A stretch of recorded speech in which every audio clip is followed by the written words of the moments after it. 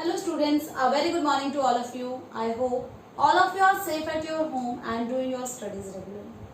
So students, in today's class we are going to continue the chapter that is climate. Okay, so climate chapter में हम कुछ topics हमको cover कर चुके हैं and today we are going to read the onset of the monsoon and the withdrawal. India में monsoon है वो कैसे आता है, उसका withdrawal कैसे होता है. Okay, here we are talking about the rainfall.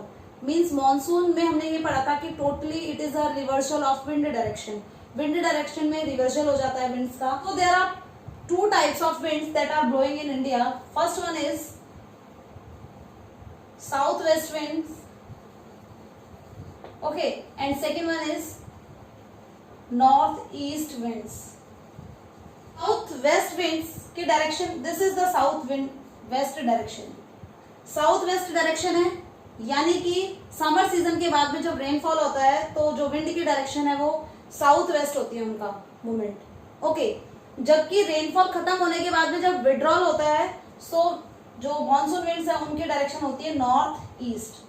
Okay, तो ये दो टाइप की जो विंड्स है ये क्लियर है आपको. अब उसके बाद में हम आगे पढ़ते हैं कि कैसे इंडिया में अराइवल होता है मॉनसून का.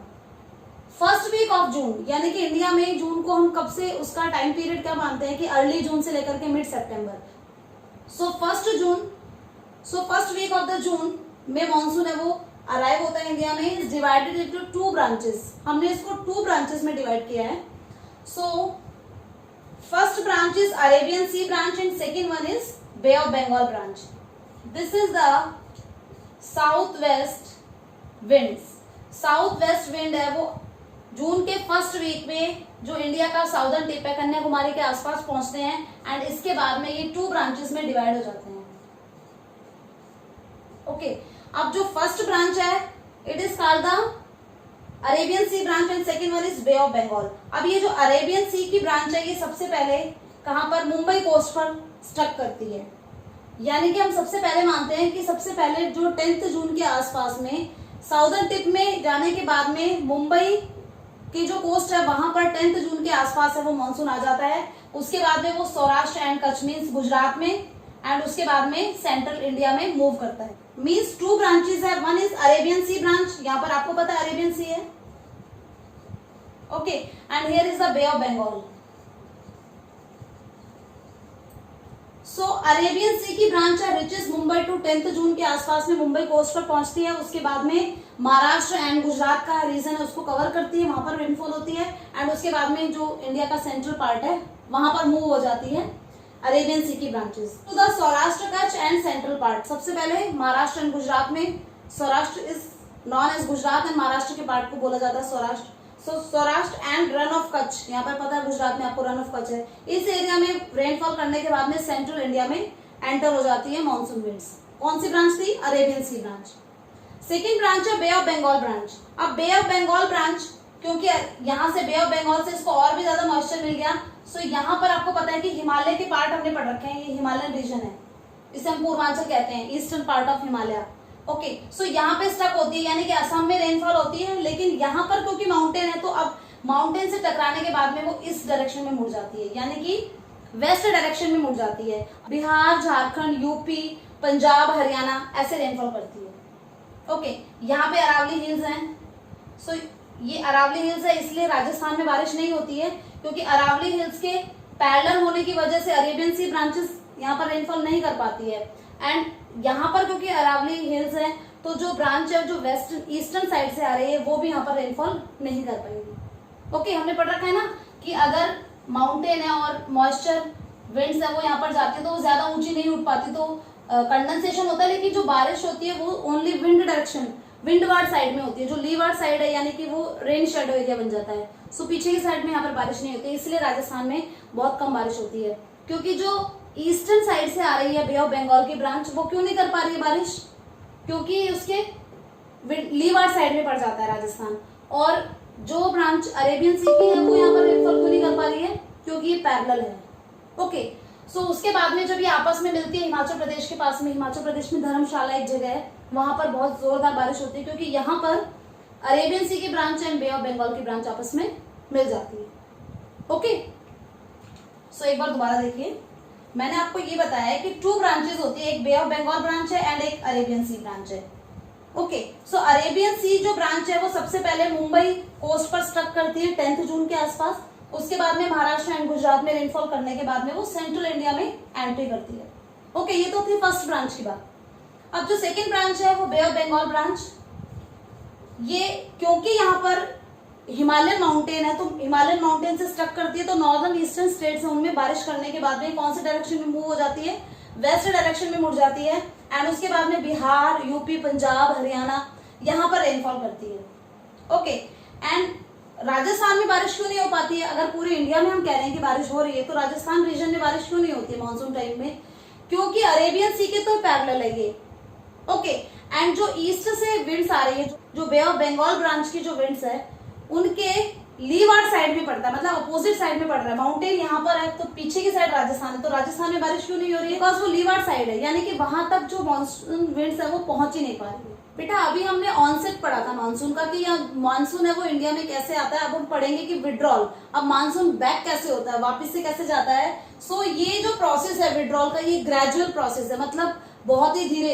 यानी कि अगर हम बात करें कि जो मॉनसून विंड्स थी वो विद इन 1 मंथ पूरे इंडिया में फैल गई थी, यानी कि जून के फर्स्ट वीक में आई वो और उसके बाद में जुलाई एंड अगस्त तक पूरे इंडिया में वो स्प्रेड हो चुकी थी। लेकिन जो इससे विड्रॉल का प्रोसेस है ये ग्रेजुअली, यानी कि धीरे धीरे कुछ पार्ट्स है वहां से वो वापस बैक होना स्टार्ट हो जाती है। So begins from the north western states of India. We are talking about here the, हमने बताया था कि यहाँ पर अरावली माउंटेन है।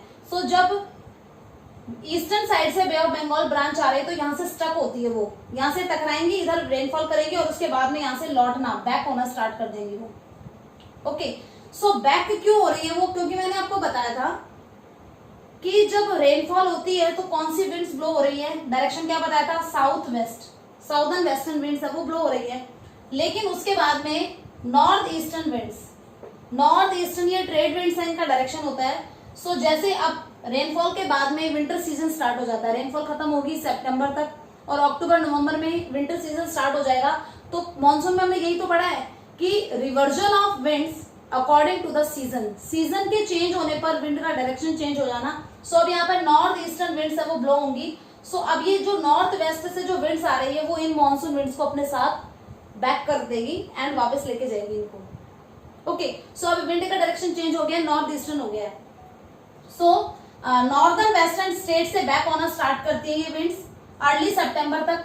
जो नॉर्दर्न इंडिया अर्ली सितंबर तक यहाँ से चले जाता है मॉनसून, मीन्स यहाँ पर रेनफॉल नहीं होती है सितंबर के बाद। हमें भी पता है कि हम जिस रीजन में रह रहे हैं नॉर्थ वेस्टर्न रीजन में रह रहे हैं, तो यहाँ से बैक होना स्टार्ट कर देती है मॉनसून विंड्स अर्ली सितंबर तक। By mid October withdrawal completely from the north half of the peninsula. उसके बाद में ये सितंबर से यहाँ से बैक हुई, उसके बाद में पेनिनसुला से बैक हो गई। ओके, पेनिनसुलर जो पार्ट है वहां से पीछे हट गई and by December the monsoon withdrawal completely. And December होते होते जो मॉनसून विंड है वो कंप्लीटली वापस चली जाती है। अब नॉर्थ ईस्टर्न विंड्स आ रही है ना, उनका डायरेक्शन ये है। सो मॉनसून विंड को वो पीछे हटा दिया उन्होंने। ओके, अब एक स्पेशल कैरेक्टरिस्टिक्स है मॉनसून विंड्स का कि जब वो रिट्रीट हो रही है, वापस जा रही है, विड्रॉल उनका हो रहा है, तब वो तमिलनाडु कोस्ट पर रेनफॉल करती है, वो भी बहुत ज्यादा। अब तमिलनाडु कोस्ट पर रेनफॉल क्यों हो रही है? क्योंकि यहाँ से जो विंड्स वापस जा रही हैं वो प्लेन रीजन से जा रही हैं, अपने साथ में मॉइस्चर नहीं ले रही है, और मॉइस्चर तो उनका पहले ही खत्म हो चुका है क्योंकि बारिश वो कर चुकी है। अब ये सिंपल विंड्स हैं जिनमें कोई मॉइस्चर नहीं, कोई ह्यूमिडिटी नहीं, अब ये रेनफॉल नहीं कर रही है। लेकिन जो यहाँ से जो विंड्स आती है वो बे ऑफ बंगाल से मॉइस्चर उठा देती है वापस से। नॉर्थ ईस्टर्न डायरेक्शन से जो विंड्स आ रही हैं वो अपने पिक कर लेती है यहाँ से मॉइस्चर बे ऑफ बंगाल से, एंड जब वो तमिलनाडु कोस्ट से टकराती है तब यहाँ पर बारिश आती है।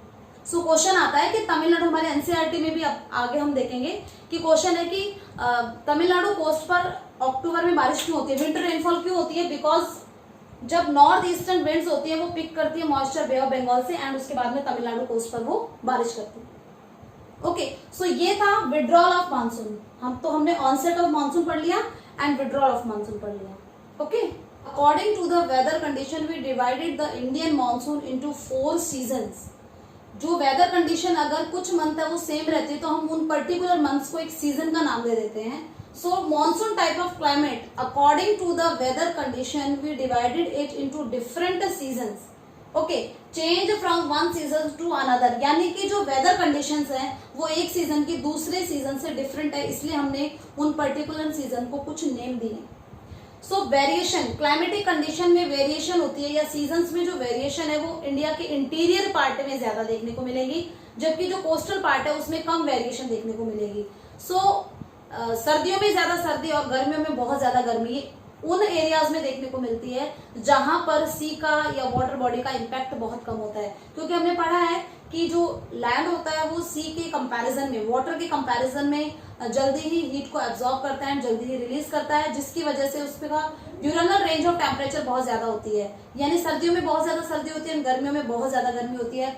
एंड इसका अपोजिट जो कोस्टल रीजन होते हैं वहां पर जो क्लाइमेट होता है वो मॉडरेट होता है, मतलब ना ही बहुत ज्यादा सर्दी और ना ही बहुत ज्यादा गर्मी होती है। सो वेरिएशन जो है क्लाइमेटिक कंडीशन में या सीजन्स में वो कहाँ देखने को मिलती है? वेरिएशन इंटीरियर पार्ट में। ओके, जैसे हम एग्जांपल है दिल्ली का, दिल्ली में जो विंटर सीजन है वो भी काफी हार्श होता है और जो समर सीजन है उसमें भी बहुत ज्यादा गर्मी होती है। इन कंपैरिजन जो अगर हम बात करें कोस्टल एरियाज की या तमिलनाडु कोस्ट की और केरला की, सो ये जो कोस्टल रीजन है वहां पर बहुत ज्यादा एक्सट्रीम कंडीशंस नहीं होती है विंटर या समर की। Okay, so according to the weather condition we divided the India into 4 seasons. So first is cold weather season, जिसे हम विंटर सीजन कहते हैं, cold weather season. Second one is hot weather season, summer season this is. Okay, उसके बाद में rainfall season को ही हमने 2 parts में डिवाइड किया है, एक तो आता हुआ मानसून और एक लौटता हुआ मानसून। अब जो आता हुआ मानसून है एडवांसिंग मानसून जिसको हम नाम देते हैं, ऑनसेट, जब रेनफॉल स्टार्ट होती है समर के बाद में जो मौसम आता है, यानी अर्ली जून में जो स्टार्ट होता है सितंबर तक, और उसके बाद में सितंबर से और अक्टूबर या नवंबर के फर्स्ट वीक तक रिट्रीटिंग मानसून में हम उसको काउंट करते हैं, यानी लौटता हुआ मानसून। ओके, रिट्रीटिंग मानसून, वापस लौट रहा है मानसून, इसे हम ट्रांजिशन भी बोलते हैं, यानी कि एक बीच की बाउंड्री है, rainy season and winter season के बीच की बाउंड्री है, इसे हमने क्या नाम दिया है? हमने इसे नाम दिया retreating monsoon. Okay, so winter, then summer, then rainy season, then retreating monsoon. Okay, so इस तरह से हम कह सकते हैं कि हमने इंडिया के जो वेदर कंडीशंस हैं उनके हिसाब से जो सीजन्स हैं उनको 4 मेन सीजन्स में डिवाइड किया है। सीजन्स में सबसे पहले हम पढ़ेंगे कोल्ड वेदर सीजन, जिसे हम विंटर सीजन भी कहते हैं। Okay, living in a part of India's interior that is experience the harsh winter. हम ऐसे पार्ट पर रह रहे हैं जहां पर हम हार्श विंटर है, दिल्ली के आसपास का एरिया है, सो हार्श विंटर है, उसका एक्सपीरियंस हम लोग भी करते हैं। सो यहाँ पर जितनी कैरेक्टरिस्टिक्स मैं आपको बताऊंगी, you know that characteristic very well, क्योंकि आप खुद एक्सपीरियंस कर चुके हैं उन चीजों को। Okay, so begins from the mid November stage till February. Mid नवंबर से विंटर सीजन स्टार्ट होता है एंड ये फरवरी तक रहता है। ओके, एंड जो दिसंबर एंड जनवरी है वो कोल्डेस्ट मंथ होते हैं, तो हमारे यहाँ पर भी दिसंबर में एंड फरवरी, हमारे यहाँ पर भी दिसंबर एंड जनवरी में काफी ज्यादा ठंड पड़ती है। ओके, एंड जो हिली एरियाज है दे एक्सपीरियंस द स्नोफॉल, वहां पर स्नोफॉल होती है। Temperature decreases from south to north. जो टेम्परेचर है वो साउथ से नॉर्थ तक डिक्रीज होता हुआ चला जाता है, क्योंकि जो हमारा साउदर्न एरिया वो इक्वेटर के पास में है, तो वहां पर टेम्परेचर इतना कम नहीं होता, लेकिन जैसे जैसे हम नॉर्थ की तरफ बढ़ेंगे वहां टेम्परेचर डिक्रीज होता हुआ चला जाता है। अब विंड्स कौन सी होती है यहाँ पर? बिकॉज विंटर सीजन में टेम्परेचर कम होता है, अगर टेम्परेचर कम है तो प्रेशर कैसा होगा? हाई प्रेशर होगा। ओके, एंड जो हवाएं हैं और लो प्रेशर कहां पर होगा? ओशंस में। सो जो विंड्स हैं वो high pressure to low pressure की ओर चलेंगे। Okay, so north eastern winds है, ये नॉर्थ ईस्टर्न विंड्स हैं जो कि सेंट्रल एशिया से आती हैं एंड इनमें मॉइस्चर नहीं होता है, इसलिए कोई भी रेनफॉल इस टाइम पर नहीं होता है, क्योंकि इनके पास में मॉइस्चर नहीं है। ये ऐसे एरिया से आ रही है जो ड्राई एरियाज है वहां से आ रही है, ओशंस को ये क्रॉस नहीं कर रही है, इसलिए ड्राई होती है। तो नॉर्थ ईस्टर्न विंड्स हैं वो प्रिवेल होती हैं कब? विंटर सीजन में, एंड कोई रेनफॉल नहीं होती है एक्सेप्ट, लेकिन कुछ जगह जैसे कि तमिलनाडु का कोस्ट है वहां पर रेनफॉल होती है। मैंने आपको बताया था क्यों होती है, क्योंकि जो बे ऑफ बंगाल है वहां से मॉइस्चर पिक कर लेती है नॉर्थ ईस्टर्न विंड्स, एंड उसके बाद में जब वो तमिलनाडु के कोस्ट से स्टक करती है तो वहां पर रेनफॉल करती है। विंड चलती है, बताया आपको, लैंड टू सी चलती है। And western cyclone disturbance, India के नॉर्थ वेस्टर्न स्टेट्स है वहां पर साइक्लोनिक डिस्टर्बेंस आते हैं। सो मैं आपको एक वर्ल्ड का मैप अगर आपने देखा हो, this is north America, this is south America, okay, this is Europe Africa, यहाँ पर अफ्रीका है and here is the Asia. Okay, so Asia में भी इंडिया यहाँ पर है।